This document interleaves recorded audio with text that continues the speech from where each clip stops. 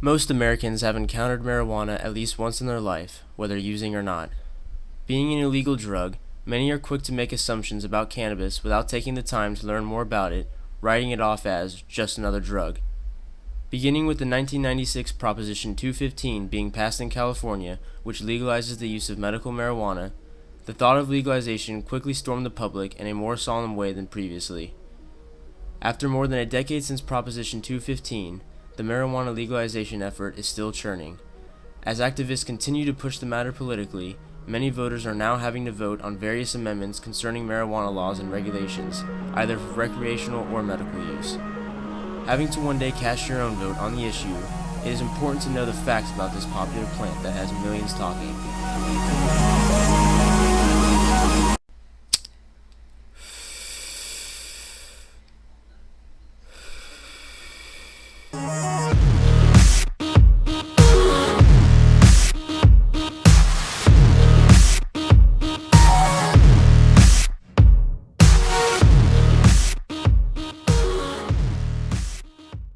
If we study this matter as one that has been ongoing for decades, we can look to the past to find out what made marijuana illegal and how its perception started to how it has now changed throughout history. It wasn't until 1937 that the possession and use of marijuana was made illegal. However, the use of marijuana in America goes back to before Christopher Columbus ever stepped foot onto the Promised Land. During the 1800s, the marijuana plant was used for medicinal purposes, recreationally, and also as a fiber that is still used today known as hemp. The first states to ban the recreational use of marijuana were located primarily in the Southwest, the same region where most Mexican immigrants lived. At the start of the Great Depression, many Americans called for the removal of the immigrants in order to free up jobs for citizens who couldn't find work. In an effort to persuade the immigrants into leaving, the government attempted to ban marijuana use, hoping to remove the Mexicans since most of them were using marijuana regularly. And so began the propaganda against marijuana in America. Trying to make cannabis illegal at the federal level would surely take some convincing on the government's part, and that's exactly what they did. The government had several tactics they used in order to achieve this goal, including the spreading of false rumors, racism, and prejudice. Even in movies and advertisements, marijuana was demonized and made out to be the devil's drug. One of the most notable examples of this form of propaganda was the 1936 film Reefer Madness, in which teenage kids who are pressured to use marijuana begin partaking in drastic events after smoking, such as rape, manslaughter, and suicide. Smoking the soul-destroying reefer, they find a moment's pleasure, but at a terrible price. Debauchery, violence, murder, suicide, and the ultimate end of the marijuana addict. Hopeless insanity.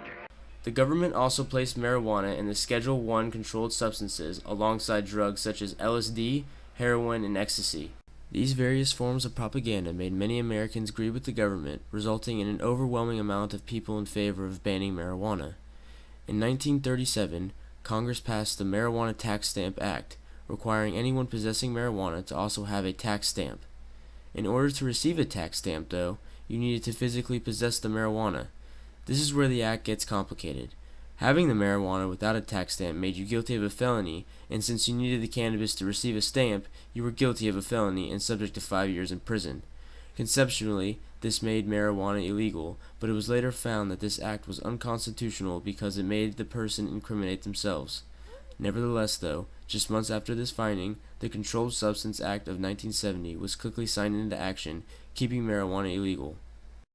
Now, fast forwarding to the present, and there are many current events debated about within the conversation of marijuana legalization. Without even considering marijuana, public health issues have long been an important and highly talked about part of our society. People are always going to be concerned with their health and which items are harmful or helpful to it. Since health concerns are a high priority to Americans, it is no surprise that it has made its way into debates about marijuana. Many anti-marijuana groups claim that marijuana use has several negative health effects, both acute and chronic. When marijuana and other drugs and substances that are legal in America are compared side by side, you might just find the results surprising. Acute or short-term effects of marijuana use may include an increase in anxiety, dysphoria, paranoia, cognitive impairment, and decreased motor vehicle capabilities.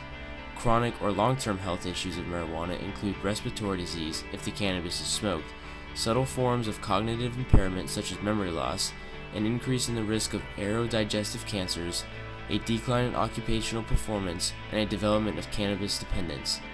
In his work titled The Health and Psychological Effects of Cannabis Use, Wayne Hall states that the major risks of acute cannabis use are similar to the acute risk of alcohol intoxication in a number of respects.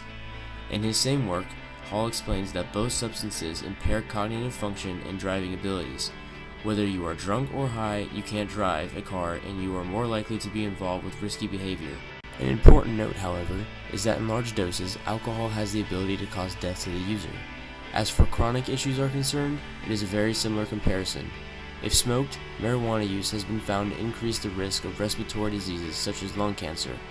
However, in just the year 2000 alone, tobacco was directly linked to 435,000 deaths, which is about 18.1% of the total deaths that year in America, while alcohol finished at 25,692 deaths. The number of marijuana deaths ever? 0. There has never been a reported death that was directly linked to the use of cannabis. Another important effect is the risk for dependency in users who chronically use a substance. It has been reported that after chronic use of marijuana, the immediate cessation can cause anxiety, reduced appetite, irritability, and trouble sleeping for 3 to 6 days. However, a person who chronically uses alcohol who also stops using the substance will experience withdrawal symptoms. These symptoms can include shaky hands, anxiety, insomnia, hallucinations, seizures, and death.